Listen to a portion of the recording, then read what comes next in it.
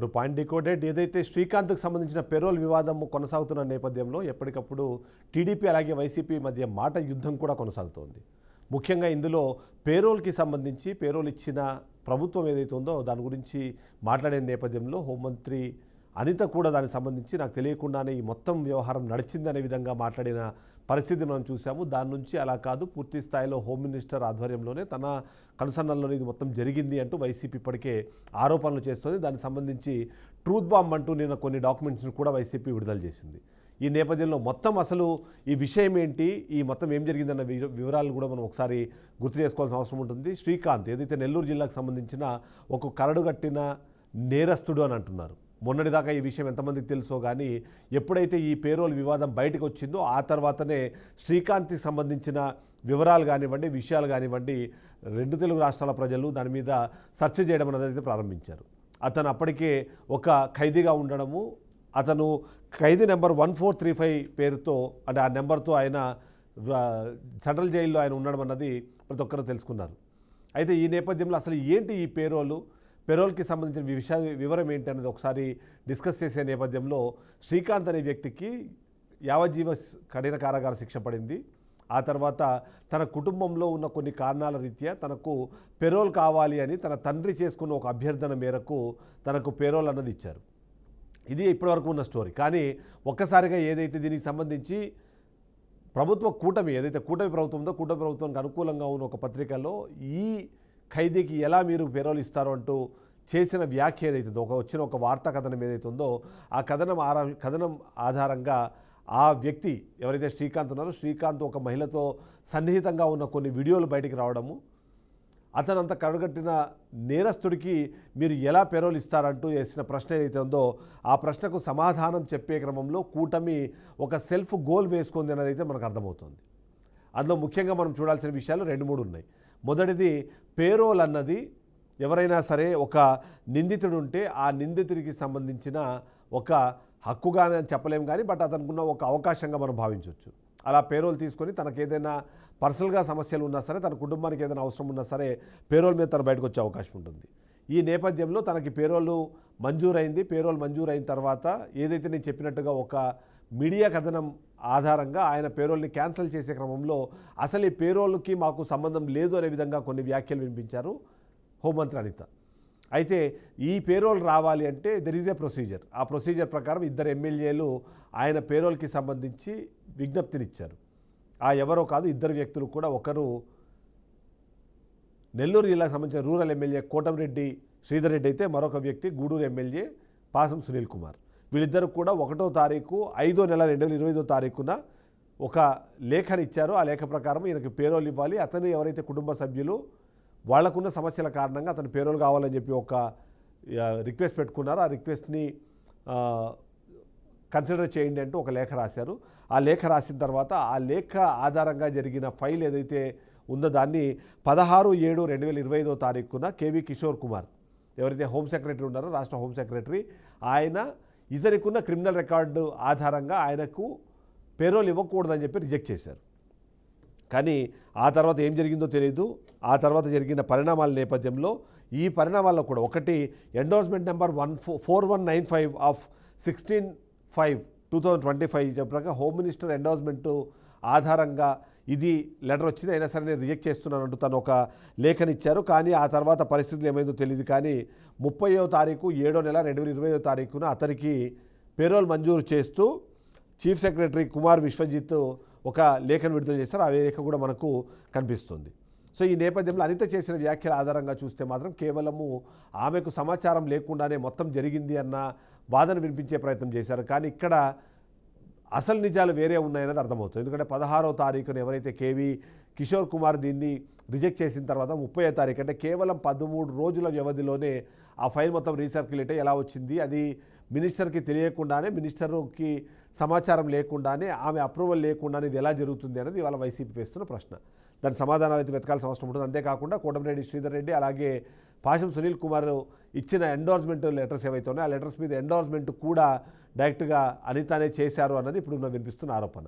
అందులో నిజమెంత అబద్ధం ఎంత అన్న విషయం కన్నా ముందు అసలు ఈ మొత్తం విషయము ఇంత కాంట్రవర్సీ అవ్వడానికి కారణం ఏంటనేది కూడా ఒకసారి మనం డిస్కస్ చేసే అవసరం ఉంటుంది. ఎవరైనా సరే ఒక ఖైదీ పేరోల్కి సంబంధించి అభ్యర్థన పెట్టుకున్నప్పుడు అక్కడ ఉన్న స్థానిక పరిస్థితులు, అతనికి ఆ జైల్లో ఉన్న సిచ్యువేషన్ని బట్టి, అతని ప్రవర్తనను బట్టి అతనికి పేరోల్ ఇచ్చే అనే ఒక హక్కు అయితే మాత్రం ఖచ్చితంగా హోంశాఖకు ఉంటుంది. ఇవ్వడం కానివ్వండి, రిజెక్ట్ చేయడం కానివ్వండి. రిజెక్ట్ ఎందుకు చేశారో అన్న దానికి కారణాలు వెతికే క్రమంలో కూడా రూల్ నెంబర్ 23 ఆఫ్ ఏదైతే మనం ఈ పీనల్ కోడ్ ఉందో దాని ప్రకారం ఆయనకి పేరోల్ ఇవ్వడానికి ఆయనకు అవకాశం లేదంటూ కిషోర్ కుమార్ ఒక మెమోనిస్తే దానికి అగెయిన్స్ట్గా మరొక 13 రోజుల తర్వాత ఆయనకి పేరోల్ మంజూరు చేస్తూ వచ్చింది. సరే, ఇవ్వడానికి కారణాలు ఏదైనా ఉండొచ్చు, కానీ కేవలం ఒక కథనం ఆధారంగా ఆ కథనానికి బలం చేకూర్చడం కోసం ఈ పేరోల్ని క్యాన్సిల్ చేసే క్రమంలో చేసిన వ్యాఖ్యలు కానివ్వండి, వ్యవహరించిన తీరు కానివ్వండి, ఇవాళ ఈ మొత్తం కాంట్రవర్సీకి సెంటర్ పాయింట్గా అయితే మారిందని మనం చెప్పాలి. ఏ విధంగా చూసినా సరే అనిత ఈ విషయాన్ని డీల్ చేసిన పద్ధతిలో చేసిన చిన్న చిన్న తప్పులు ఇవాళ వైసీపీకి ఒక మంచి అవకాశంగా మారాయి అనేది మాత్రం ఖచ్చితంగా యాక్సెప్ట్ చేయాల్సిందే. ఇక ఈ పేరోల్కి సంబంధించి ఈ పేరోల్ని ఇచ్చే క్రమంలో జరిగిన ఈ మొత్తం పరిణామ క్రమంలో ఈరోజు అయితే మాత్రం ఖచ్చితంగా కూటమి ప్రభుత్వము ఒక బ్యాక్ స్టెప్ వేయాల్సిన అవసరం అయితే కనిపిస్తుంది. ఎందుకంటే మొదటిది, పేరోల్కి సంబంధించి కొన్ని రూల్స్ అండ్ రెగ్యులేషన్స్ ఉంటాయి. ఆ రెగ్యులేషన్స్ని కాదని ఆయనకు పేరోల్ ఇచ్చారన్నది ఒక పాయింట్ అయితే, ఆ పేరోల్ వచ్చే క్రమంలో నాకు దీని మీద సమాచారం లేదంటూ అనిత చేసిన వ్యాఖ్యలు ఏవైతే ఉన్నాయో అవి కూడా ఇవాళ ఈ కాంట్రవర్సీకి పాయింట్గా మారాయి. ఒకసారి అసలు పేరోల్ అంటే ఏంటి, పేరోల్ ఎవరికి ఇస్తారు, ఎవరికి ఇవ్వరు, ఇస్తే ఎందుకు ఇస్తారు, ఎందుకు ఇవ్వరు అనే విషయానికి సంబంధించి కూడా మనం విశ్లేషించే ప్రయత్నం చేద్దాం. మనతో పాటు డాక్టర్ బాలా ఉన్నారు, సుప్రీంకోర్టు అడ్వకేట్. తనతో ఒకసారి మాట్లాడే ప్రయత్నం చేద్దాము. గుడ్ ఆఫ్టర్నూన్ బాలా గారు. ఎస్ బాలా గారు, ఇప్పుడు పెరోల్ అన్న దానికి సంబంధించి చాలామందికి ఒక చిన్న డౌట్ ఉంది. పెరోలు అలాగే బెయిల్, ఈ రెండింటికి మధ్యలో డిఫరెన్స్ ఏంటి? ఇప్పుడు మనం మాట్లాడుకుంటున్న ఏదైతే శ్రీకాంత్ ఉందో, శ్రీకాంత్ పెరోల్ తీసుకోవాల్సిన అవసరం ఎందుకు వచ్చింది, ఆ పాయింట్ మీద ఒకసారి విశ్లేషించండి. బాలా గారు, మీ వాయిస్ మ్యూట్లో ఉన్నట్టుంది, ఒకసారి చెక్ చేసుకోరా. ఎస్, ఇప్పుడు ఓకేనా? Yes please. Ya, very good afternoon Chidambaram గారు అండ్ మీకు అలానే బీఆర్కే న్యూస్ ఛానల్ వాళ్ళకి. పేరోలు, బెయిల్, అలానే 4 లాఫ్ అనే ఒకటి ఉంటుంది.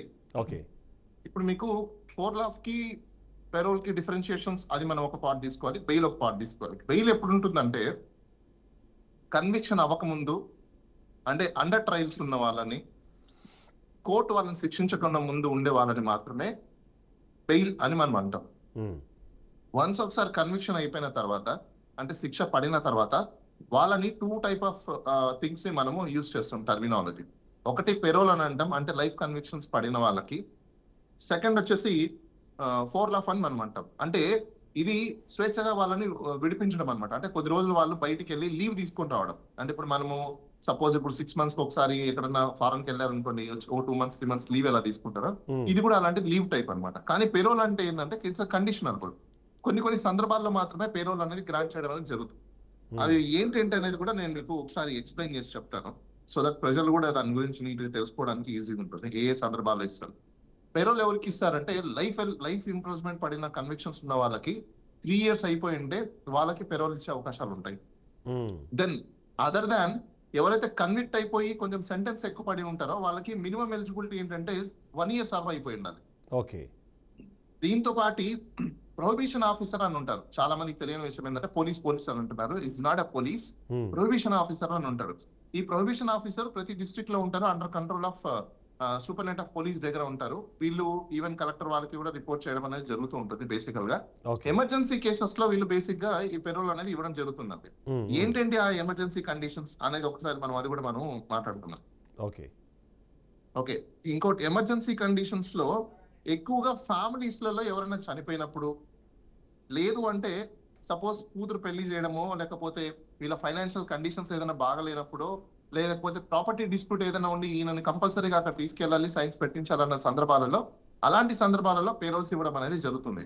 అయితే ఈ పేరోల్స్ లో శాంక్షనింగ్ అథారిటీ చాలా ఇంపార్టెంట్. ఇప్పుడు ఏదైతే మన హోమ్ మినిస్టర్ గారు నాకు తెలియదు, నాకు సంబంధం లేదు, నాకేం తెలియకుండా జరిగిందని ఏదైతే ఆవిడ చెప్తున్నారో సెల్ఫ్ కన్ఫెషన్ అవుతున్నారు. ఎందుకు సెల్ఫ్ కన్ఫెషన్ అవుతున్నారంటే she knows each and everything, but ఆమె దీన్ని పొలిటిసైజ్ చేసి అపోజిషన్ పార్టీ మీద నెపం నెట్టి దాని ద్వారా వాళ్ళు బెనిఫిట్ పొందాలని చెప్పేసి ఇది ఏదైతే మిస్కాండక్ట్ ఆఫ్ మైండ్ సెట్ అయితే ఆవిడది ఉందో అది రిటర్న్ బ్యాక్ అయిపోయింది, అంటే మిస్ఫైర్ అయిపోయింది. ఓకే, ఇలాంటి హోమ్ మినిస్టర్స్ ఇమ్మీడియట్లీ రిజైన్ చేయాల్సిన అవసరం ఉంది. ఎందుకు అంటున్నానంటే ఈ విధంగా ఫాల్స్ ఇన్ఫర్మేషన్, డిస్ఇన్ఫర్మేషన్, మిస్ఇన్ఫర్మేషన్ ప్రజలకు స్ప్రెడ్ చేసే విధంగా ఒక హోమ్ మినిస్టరే ప్రయత్నిస్తున్నప్పుడు ఈవిడ రూల్ ఆఫ్ లాని కానీ లేకపోతే ఆవిడకి ఇచ్చిన పొజిషన్ ని కానీ పవర్ ని కానీ ప్రాపర్ గా డిశ్చార్జ్ చేస్తారని మనం అనుకోవడానికి లేదు. కానీ అంటే మీరు ఇక్కడ ఒక పాయింట్ చెప్పండి బాలగారు. ఇప్పుడు యాక్చువల్లీ హోమ్ మినిస్టర్ పాత్ర ఏముంటుంది ఇందులో? అంటే ఒక పెరోల్ వచ్చే క్రమంలో జనరల్ గా ప్రొసీజర్ కానివ్వండి, ఆమె రోల్ ఎక్కడ ఉంటుంది? 24 hours మీకు ఎమర్జెన్సీ పెరోల్ ఉంటే దానికి సూపరింటెండెంట్ ఆఫ్ జైలర్ ఎవరైతే ఉన్నారో హీఈస్ ఎనఫ్. ఓకే. దెన్ తర్వాత ఇంకోటి ఏంటంటే కండిషన్ ఇక్కడ 14 days పెరోల్ ఇచ్చినప్పుడు డీజీపీ అంటే ప్రిజన్, అతను డీజీపీ అంటే పోలీస్ కాదు, ఓకే, ప్రిజన్ అతను eligibility. Then up to 15 days and above, ఇక్కడ బాగా వినాలి, up to 15 days and above parole ఇవ్వాలి అంటే లైఫ్ కన్విక్ట్ ఉన్న పర్సన్ కి sanctioning authorities government. Okay. Government అంటే ఎవరండి? Almost principal secretary. Principal secretary home minister కి చెప్పకుండా ఇలాంటి పెద్ద ఇష్యూస్ లో ఆయన శాంక్షనింగ్ ఎలా చేస్తారు? ఎమ్మెల్యేలు ఒకవేళ లెటర్ ఇచ్చినప్పుడు principal secretary must be put a note. ఆవిడ పాయింట్ లో నోట్ ఉంటుంది, ఖచ్చితంగా నోట్ ఉండకుండా లేదు. ఎమ్మెల్యేస్ రెఫర్ చేసినప్పుడు ఆ లెటర్స్ ని మీరు ఒకసారి ఆర్డర్ కాపీస్ ని మీరు చూస్తే నాకు తెలిసినంత మీ స్క్రీన్ మీద కూడా డిస్ప్లే అవుతున్నట్టుంది. అందులో ఎమ్మెల్యేస్ కూడా రికమెండేషన్ చేయడం అయితే జరిగింది. ఒకటి. రెండు, మీరు ఒకసారి గమనించండి, ఆర్డర్ కాపీ ఏదైతే ఉందో 16/7/2025 memo, it's not order copy, it's memo. Joint secretary of government KV Kishore Kumar is rejected. What he says, in circumstances of the report by the superintendent of jail, Central Prison Nellore, in reference number 3 cited in the government after careful examination, చూడండి, after careful examination hereby rejected the proposal of the grant of 30 days payroll of Srikanth, so on so, and rule 23 of GO number 1 what stated. ఇది superintendent of Jailer కి నెల్లూరు వాళ్ళకి communicate చేయడం జరిగింది. All of sudden గా ఇది అయిపోగానే ఇంకో order release అయింది 37/2025. ఈయన ఎవరు ఇచ్చారు? కుమార్ విశ్వజిత్, ప్రభుత్వ ముఖ్య కార్యదర్శి, ప్రిన్సిపల్ సెక్రటరీ. వాట్ ఈ సేస్, ఆయన 1 నుంచి 6 వరకు ఉన్న పాయింట్స్ ని బేస్ చేసుకుని ఆయనకి రిలీజింగ్ ఇవ్వడం కోసం ఆయన ఆర్డర్ ఇచ్చారు. ఎలా? కాంట్రరీ ఏంటి? ఆయన కంటే కింద ఆఫీసర్ రిజెక్ట్ అన్నాడు. సో ఇప్పుడు ఈయన ఏం ఎగ్జామినేషన్ చేసుకున్నాడు, ఎవరు అప్రూవల్ చేస్తుంటారు? బేసికల్ గా మేము అదే సిస్టమ్ లో ఉన్నాం కాబట్టి అండి, మాకు సిస్టమ్ గురించి బాగా తెలుసు కాబట్టి నేను మీకు జనరల్ ఎక్స్ప్లెయిన్ చేస్తాను. కింద ఉన్న ఆఫీసర్ రిజెక్ట్ చేసిన తర్వాత పైన ఉన్న ఆఫీసర్ దాన్ని ఎగ్జామినేషన్ చేసి ఆయన డిస్క్రిషనరీ వాడతాడు. డిస్క్రిషనరీ వాడి పెరోల్ ఇవ్వడం అయితే జరుగుతుంది. ఇక్కడ ప్రిన్సిపల్ సెక్రటరీ ఆ రిస్క్ తీసుకోవాలనుకున్నప్పుడు ఖచ్చితంగా ఒక పాయింట్, మనకి ఎందుకైనా మంచిది, మనకి ఎందుకు వచ్చిన గోల, మన మినిస్టర్ ఒక మాట అడుగుదామని జనరల్ అడుగుతారు. అడిగినప్పుడు ఏం చెప్తారంటే, మేడం ఇలా మాకు రికమెండేషన్స్ వచ్చాయి, ఇవన్నీ ఉన్నాయంటే ఆవిడ చూసి ఖచ్చితంగా డెఫినెట్ గా అప్రూవ్ చేసి ఉంటుంది. ఆవిడకి తెలియదా ఈ రోజు? ఇంకోటి మీరు ఒక పాయింట్ మీకు జస్ట్ ఇక్కడ నేను నోట్ చేస్తున్నాను. ఏదైతే మీరు చెప్పిన మెమో ఏదైతే ఉందో ఆ మెమోలో వాళ్ళు రెఫరెన్స్ కోసం పెట్టిన దాంట్లో సెకండ్ పాయింట్ ఏంటంటే, letters from Shri Kotamreddy Sridhar Reddy MLA Nellore rural constituency AP dated 1/5/2025 and Dr. P. Sunil Kumar MLA Gudur constituency AP letter dated nil received through the Honorable Minister Home and Disaster Management wide endorsement number 4195 dated 6/5/2025. అంటే ఇది ఆమె endorsement చేసినట్టుగానే మనం భావించాలి కదా ఆ రెండు letters? Definitely endorsement చేయాలి. And second విషయం ఏంటంటే, ఎమ్మెల్యేలు రికమెండేషన్స్ కాదంటే ఎమ్మెల్యేలు జనరల్ గా ప్రపోజ్ చేయాలి. ఎందుకంటే వాళ్ళ దగ్గర వచ్చిన ఒక రిప్రజెంటేషన్ ఏదైనా వస్తే ఆ రిప్రజెంటేషన్ ని పబ్లిక్ రిప్రజెంటేటివ్ కాబట్టి they have to refer that. ఎవరికి రెఫర్ చేయాలి? కన్సర్న్ జైలర్ కి, కన్సర్న్ గవర్నమెంట్ కి రెఫర్ చేసి దాని మీద ఎగ్జామినేషన్ చేసి చూడమని చెప్పాలి. కానీ ఇక్కడ రికమెండేషన్ అన్నారు. రికమెండేషన్ అంటే అర్థం ఏంటి? Misuse of power. అంటే గవర్నమెంట్ కి వీళ్ళకి ఇచ్చిన పవర్స్ ని, ఎమ్మెల్యేగా ఎన్నుకున్న పవర్స్ ని వీళ్ళు దుర్వినియోగం చేస్తున్నారు అనేది ఇక్కడ క్లియర్ కట్ గా అర్థమైపోతుంది. సో ఇప్పుడు మీరు చదివిన పేరా ఏదైతే ఉందో, నేను మళ్ళీ ఒకసారి రీట్రేట్ చేస్తాను దాన్ని. ఓకే, ఇగోండి, ఇక్కడ dated nil received through the honourable minister home and disaster management wide ED number of 4195 of dated 16/5/2025. అంటే ఈవిడ లెటర్ లో అన్డేటెడ్ కి సంబంధించిన ఒక ఎండార్స్మెంట్ ని పంపించింది. ఓకే, ఈ ఎండార్స్మెంట్ పంపించినప్పుడు she knows everything what the transaction is happening. So ఆవిడకి తెలిసి డెలిబరేట్ గా ఈ రోజు రాష్ట్ర ప్రజలకి ఒక హోమ్ మినిస్టర్ హోదాలో కూర్చొని అబద్ధాలు, ఒక వ్యక్తి ఎవరైనా ఇప్పుడు మన ఈ మధ్య కాలంలో మనం చూసాం, అమరావతిలో వరదలు వస్తే వాళ్ళ మీద చర్యలు తీసుకోవడం, సోషల్ మీడియా పోస్టులు పెడితే ఎక్కడ వరదలు వచ్చాయి మీరు వచ్చి చూసారా, గుంతలు తగ్గితే ఆవిడ వచ్చి చూస్తే కదా తెలుస్తుంది, ఏ రోజైనా వచ్చి చూస్తే తెలుస్తుంది. సో ఆవిడ ఒక వ్యక్తి పోస్ట్ పెడితే ఏ విధంగా అయితే క్రిమినల్ కేసు కడతారో మేము కూడా డెఫినెట్ గా ఈమె మీద క్రిమినల్ కేసు కట్టమని చెప్పి కంప్లైంట్. ఇక్కడ నాకున్న డౌట్ ఏంటంటే 16(7) దాంట్లోనే ఆ లెటర్కి సంబంధించి ఆయన మెన్షన్ చేసినప్పుడు అది వచ్చిన తర్వాత కూడా ఆయన రిజెక్ట్ చేస్తే మళ్ళీ 30వ తారీఖు వచ్చిన లెటర్ అసలు ఏ బేసిస్ మీద వచ్చింది అన్నది ఇప్పుడు నా డౌట్ వస్తుంది. నేను అక్కడికి వస్తాను. బేసికల్ గా ఏం జరుగుతుందంటే చిదంబరం గారు వీళ్ళు ఇప్పుడు కింద ఉన్న ఆఫీసరు రిజెక్ట్ చేసి రిపోర్ట్ రాశారు అనుకోండి సపోజ్, ఇప్పుడు పైన ఉన్న ప్రిన్సిపల్ సెక్రటరీ ఏమంటే ఓకే సరే నువ్వు రాసావు కదా వదిలేసి నేను చూసుకుంటానని చెప్తాను అని ఆయన ఏం చేస్తాడు, మినిస్టర్ ఏం చేస్తుంది ఫోన్ చేసి ఏమైంది ఇంకా అప్రూవల్ అవ్వలేదా, మేడం ఇంకా అవ్వలేదు మేడం ఇట్లా రిపోర్ట్ రాశారంటే ఆయన నీకు ఎందుకు నువ్వు చేసి నేను చెప్తున్నాను కదా అని అంటారు, నేను నోట్ పెట్టాను కదా అయిపోయింది కదా నేను చెప్తున్నాను అంటే ఇవన్నీ వాళ్ళ ఫోన్ రికార్డులు వాట్సాప్ కాల్స్ తీమని చెప్పండి బయటికి డెఫినెట్ గా ఉంటుంది, వాళ్ళ సిబ్బంది అన్ని తీమని. ఇందులో ఇది కుట్ర. సో లీగాలిటీలో లాస్ట్ పాయింట్ మాట్లాడదాం మనము. నెక్స్ట్ మీరు అనలిస్ట్ గా కూడా నాకు మీ అనాలిసిస్ అవసరము. చిదంబరం గారు లెట్ మీ 1 minute. ఇది ఒక పెద్ద కుట్ర. ఎందుకు కుట్ర అంటున్నా అంటే ముద్దాయిలు ఇలాంటి ఒక కరుడు కట్టిన తీవ్రవాదుల్లాగా మనం భావించాల్సిన ఇలాంటి వ్యక్తుల్ని సమాజంలోకి వదిలి మళ్ళీ క్రైమ్ ని పెంచే విధంగా, లేకపోతే వీళ్ళు ఏ కుట్ర చేయాలనుకున్నారో ఒకటి మనం గమనించాలి. ఎవరిని చంపడం కోసం వీళ్ళు ప్లాన్ చేశారు, ఎవరిని ఇతన్ని బయటికి రప్పించి ఎవరిని హతమార్చి మళ్ళీ లోపలికి పంపించడానికి వీళ్ళు ప్లాన్ చేశారు. దీని వెనకాల పెద్ద కుట్ర ఉంది కాబట్టి సిబిఐ ఎంక్వైరీ చేసి బయటకు లాగాలి ఇవన్నీ కూడా. ఇప్పుడు నేను డాక్టర్ అడ్వకేట్ లాగా కాకుండా ఇప్పుడు ఒక అనలిస్ట్ లాగా నాకు కొన్ని క్వశ్చన్స్ ఉన్నాయి. ఇప్పుడు ఏంటంటే ఫర్ ఎగ్జాంపుల్ శ్రీకాంత్ అనే వ్యక్తి అంత కరడుగట్టిన ఒక నేరస్తుడు అన్నది రాష్ట్ర ప్రజలకు ఎంత మాత్రం తెలుసో నాకైతే ఐడియా లేదు, కానీ చాలామందికి ఐడియా లేదు. కానీ ఈ ఇష్యూ వచ్చిన తర్వాతనే శ్రీకాంత్ అలాంటి వ్యక్తి అన్నది చాలామంది మాట్లాడుకునే ప్రయత్నం చేశారు. సరే నేను ఇప్పుడు ఎందుకు నా క్వశ్చన్ ఏంటంటే ఇప్పుడు ఏదైతే కూటమికి అనుకూలంగా ఉన్న కొద్దిమంది ఒక మీడియా హౌస్లోనో లేకపోతే ఒక మీడియాకి సంబంధించిన దాంట్లోనో ఈ కథనం వచ్చిన తర్వాతనే ప్రభుత్వము అతన్ని క్యాన్సిల్ చేయడం కోసం అంటే ఏదైతే పెరోల్ క్యాన్సిల్ చేయడం కోసము జరిగిన తతంగంలో భాగంగా ఇవాళ కూటమి ఏమైనా బ్యాక్ స్టెప్లో పడిందా, లేకపోతే అది బూమరాంగ్ అయిందా, సెల్ఫ్ గోల్ వేసుకుందా అన్నది ఒక ప్రశ్న. ఏమంటారు మీరు? బేసికల్ గా ఇది ఏం జరుగుతుందంటే మీకు తెలిసిందే నాకు తెలిసిందే, మీడియా హౌసెస్ కి ఈ రిపోర్ట్ వచ్చింది. వాళ్ళు ఆ మీడియా హౌస్ వాళ్ళతో కాంటాక్ట్ అయి ఉంటారు. వాళ్ళిద్దరికి సంబంధించిన కరెక్ట్ గా ఒక డిస్కషన్ ప్రాపర్ గా సెట్ అవ్వలేదు. ఆ ఏం డీల్ ఏం డిస్కషన్ అనేది మీకు అర్థమైపోయింది, నాకు అర్థమైంది, అది ప్రజలు కూడా అర్థం చేసుకోవాలి. ఆ డీల్ సెట్ అవ్వలేదు కాబట్టి ఆ మీడియా ఛానల్ ఏదైతే ఉందో ఆ మీడియా ఛానల్ ఈ వీడియోలు మొత్తం అంతా వైరల్ చేయడం బయటకు రావడం జరిగింది. ఈ బయటికి వచ్చిన తర్వాత ఇది ప్రభుత్వానికి సంబంధించిన మీడియా హౌస్ కదా, ప్రభుత్వానికి అతి సన్నిహితంగా ఉన్న మీడియా హౌస్ యొక్క యజమానులు కదా, ప్రభుత్వానికి ఫేవర్ గా మాట్లాడే మీడియా ఛానల్ కదా. ఇప్పుడు ఆ మీడియా ఛానల్లో వచ్చిన దాన్ని వీళ్ళు ప్రభుత్వానికి సంబంధించినది డిఫెన్స్ చేసుకోవడం కోసము ఏకంగా హోమ్ మినిస్టరే ఈ రోజు కూర్చొని ప్రెస్ మీట్ పెట్టి ఆవిడని మేం తప్పు చేయలేదు, ఇది చేసినంత వైసీపీ వాళ్ళ మీద నెట్టాలి అనే ఒక కాన్స్పిరసీ మీద వీళ్ళు ఏం చేశారంటే వైసీపీ లో ఉన్న లేడీ శివంగి, వైసీపీలో ఉన్న లేడీ డాన్, వైసీపీలో అంటే ఫోటోలు వైసీపీలోనా లేదా వైసీపీకి సంబంధించిన వ్యక్తి ఉన్నప్పుడు వాళ్ళు దాన్ని అలా పోర్ట్రేట్ చేద్దాం అని వీళ్ళ యొక్క కాన్స్పిరసీ గేమ్ ని, ఒక కాన్స్పిరసీ థియరీని డిజైన్ చేసుకున్నారు.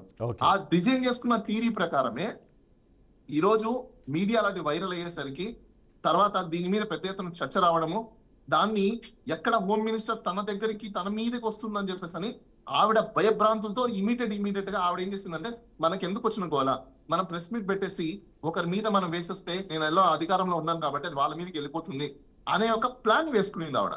ఆ ప్లాన్ వేసుకోవడం వల్ల ఆవిడ ఏం చేశారంటే చాలా సింపుల్ గా ప్రెస్ మీట్ కి వచ్చేసి ఆవిడ ఇది మాకు సంబంధం లేదు, నాకు తెలియకుండా జరిగిపోయింది, వాళ్ళు చేశారు వీళ్ళు చేశారు, ఇది వైసీపీకి సంబంధించిన వాళ్ళు చేశారు, ఇట్లా ఒక పోర్ట్రేషన్ చేసుకుంటూ వచ్చింది. ఈ పోర్ట్రేషన్ చేసుకోవడం వల్ల ఆవిడ ఏం బెనిఫిట్ పొందాలని అనుకునిందంటే ఈ ప్రాబ్లం అంతా అంటే ఏదైతే వాళ్ళు చేశారో తప్పు ఏదైతే ఉందో హోమ్ మినిస్టర్, ఎమ్మెల్యేస్, తర్వాత ప్రిన్సిపల్ సెక్రటరీ, తర్వాత మిగతా వాళ్ళందరూ కూడా ఈ తప్పుని వేరే వాళ్ళ మీద నెట్టడానికి ట్రై చేశారు. బట్ అది మిస్ఫైర్ అయిపోయింది. ఆ మిస్ఫైర్ అవడం వల్ల ఈ రోజు వాళ్ళు ఒక బ్యాక్ స్టెప్ వేయాల్సిన పరిస్థితికి దిగారు. కానీ ఇప్పుడు దీంట్లో ఈ మొత్తం ఇష్యూలో ఒక లేడీని అంటే సెంటర్ గా పెట్టుకుని మొత్తం గేమ్ ని లేకపోతే ఈ ఇష్యూ మొత్తాన్ని ఒక లేడీ డాన్ అనో లేకపోతే ఒక లేడీ సెంట్రిక్ గా నడిపే ప్రయత్నం చేస్తారు. సరే ఆమె కాంటాక్ట్ మంచిదా చెడ్డదా లేకపోతే ఆ లీగాలిటీస్లో కానివ్వండి ఆ ఎథిక్స్లో కానీ నేను వెళ్ళాలనుకోవట్లేదు. కానీ ఈ పెరోల్ వచ్చింది, పెరోల్ రావడానికి కారణం ఆమె అన్నదానికి, అంతేకాకుండా ఆమె పోలీస్ డిపార్ట్మెంట్లోనూ లేకపోతే సెక్రటేరియట్లోనూ చాలా స్ట్రాంగ్ లేడీ అని, లేకపోతే ఇంకొక రకమైన లేడీ అని చెప్పేసి ఆమె క్యారెక్టర్ అసాసినేషన్ చేయడము, ఆమె సెంట్రిక్గా దీన్ని మొత్తాన్ని నడిపించే ప్రయత్నం చేయడము, ఇది దాన్ని ఎలా చూడాలంటారు? ఒకవేళ ఆ లేడీ కానీ లేడీకి సంబంధించిన బంధువులు ఎవరైనా ఉంటే ఇమీడియట్ గా హోమ్ మినిస్టర్ మీద మిగతా వాళ్ళందరి మీద కూడా కేసులు పెట్టండి. ఒక విమెన్ క్యారెక్టర్ అసాసినేషన్ ఏ విధంగా చేస్తారు ఫస్ట్ పాయింట్. ఆ మీడియా హౌస్ మీద కూడా కేసు పెట్టండి. విమెన్ ఆవిడ ప్రైవసీ, అది ఆవిడ పెళ్లి చేసుకుంటదా లేకపోతే ఆవిడ వాళ్ళతో ఉంటదా లేదా అనేది డిఫరెంట్ స్టోరీ. ఆమె ప్రైవసీకి సంబంధించినవి ఏ పర్మిషన్స్ లేకుండా సుప్రీంకోర్టు గైడ్ లైన్స్ ఉన్నా, సుప్రీంకోర్టు జడ్జ్మెంట్స్ ఉన్నా కూడా ఇంత బేఖరాత్ చేసి ఇంత డెలిబరేట్ గా ఈ మీడియా హౌస్ ఎలా రిలీజ్ చేసింది? ఒకటి. దీన్ని ప్రతి మీడియా ఛానల్లో హోమ్ మినిస్టర్ కి తెలిసి, అంటే హోమ్ మినిస్టర్ అంటే ఎవరు? ఈ స్టేట్ కి సంబంధించిన ఆడవాళ్ళకి ప్రొటెక్షన్ చేసుకోవాల్సిన బాధ్యత కూడా ఆమె మీద ఉంది. ఉమెన్ కమిషన్ సుమోటో ఎందుకు తీసుకోలేదు? ఉమెన్ కమిషన్ ఎందుకు అరెస్ట్ చేశారు?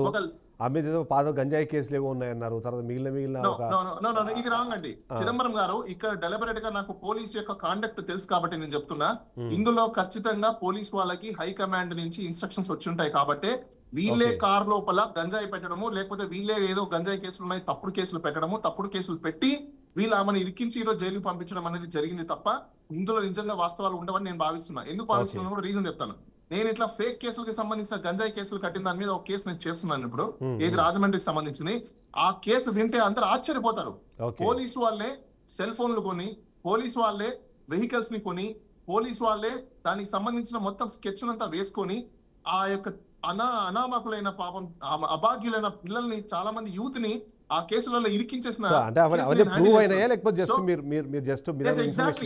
నాకు తెలిసి ఈవిడ కూడా ఇలానే ఈ పోలీస్ వాళ్ళు కేసులో ఇరికించుంటారు అని చెప్పేసి నేను భావిస్తున్నా. ఎందుకు భావిస్తున్నానంటే already there is existence of case, there are motive.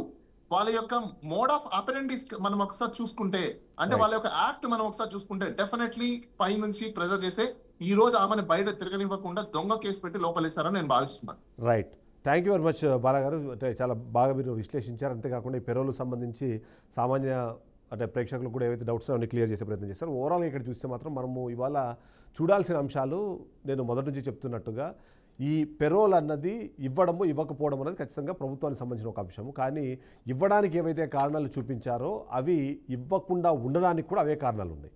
వాటిని కరెక్ట్గా ప్రజెంట్ చేసే క్రమంలో జరిగిన తప్పుగా అయితే మనం ఖచ్చితంగా చూడాల్సింది. బట్ అదే సందర్భంలో ఏదైతే కూటమి తీసుకున్న నిర్ణయం, అంటే వాళ్ళకి ఫస్ట్ పెరోల్ ఇవ్వడం అన్న నిర్ణయము, ఆ పెరోల్ వచ్చే క్రమంలో ఒక లేడీ సెంట్రిక్గా ఇదంతా జరిగింది అనే ఒక ప్రజెంటేషన్, ఆ ప్రజెంటేషన్లో ఇది వైసీపీకి అంటగట్టే ప్రయత్నం చేయడము, అది ఫెయిల్ అవ్వడంతో అది తిరిగి మళ్ళీ కూటమికే ఇది మొత్తం చుట్టుకుంది అని ఇప్పుడు ఏదైతే విశ్లేషణ వినిపిస్తున్నాయో ఇవన్నిటికీ కూడా కారణము ఆ నిర్ణయం తీసుకునే క్రమంలో ఆ తీసుకోవాల్సిన జాగ్రత్తలు కరెక్ట్గా లేవు అన్నది అయితే అర్థమవుతుంది.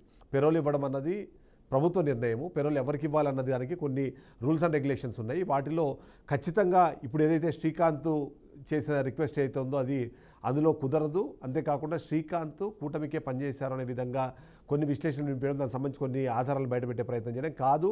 ఆమె ఇప్పటికే వైసీపీతోనే ఆమె కలిసి ఉంది, వైసీపీ ప్రేరేపితంగానే ఆయన బయట తీసుకొచ్చే ప్రయత్నం జరిగిందన్న కూడా కొన్ని మాటలు వినిపిస్తున్నాయి. ఏదేమైనా సరే దీని మీద పూర్తి స్థాయిలో జరగాల్సింది. అంతేకాకుండా 2 కోట్ల రూపాయలకు సంబంధించిన డిస్కషన్ కూడా కొంతమంది చేస్తున్నారు. పెరోల్ రావడానికి 2 కోట్లు ఖర్చు పెట్టింది అని, దాని మీద కూడా నిజాలు బయటికి రావాల్సిందే. నిజంగానే అలాంటి తప్పు జరిగితే మాత్రం ఈ కూటమి ప్రభుత్వము ఖచ్చితంగా చర్యలు తీసుకోవాల్సిందే. చంద్రబాబు నాయుడు కానివ్వండి, పవన్ కళ్యాణ్ కానివ్వండి, మొదటి నుంచి అవినీతి వ్యతిరేకంగానే ప్రభుత్వాన్ని అంటున్నారు. అంతేకాకుండా అవినీతి రహితంగా ఈ ప్రభుత్వాన్ని నడిపే ప్రయత్నం చేస్తున్న నేపథ్యంలో ఇలాంటి చిన్న కార్యక్రమాలు ఏవైతే చేస్తున్నాయో ఇలాంటి ఇష్యూస్ వల్ల అది మొత్తం ప్రభుత్వానికి చెడ్డ పేరు వచ్చే అవకాశం ఉంది. కాబట్టి దాని మీద వెంటనే చర్యలు తీసుకోవడం మనకు మంచిదన్నది అయితే నేను భావిస్తున్నాను. ఇది వాళ్ళ పాయింట్ డీకోడెడ్. నెక్స్ట్ పాయింట్ మళ్ళీ కలుద్దాం. Stay tuned to BRK news, తెలుగుడి సత్తా.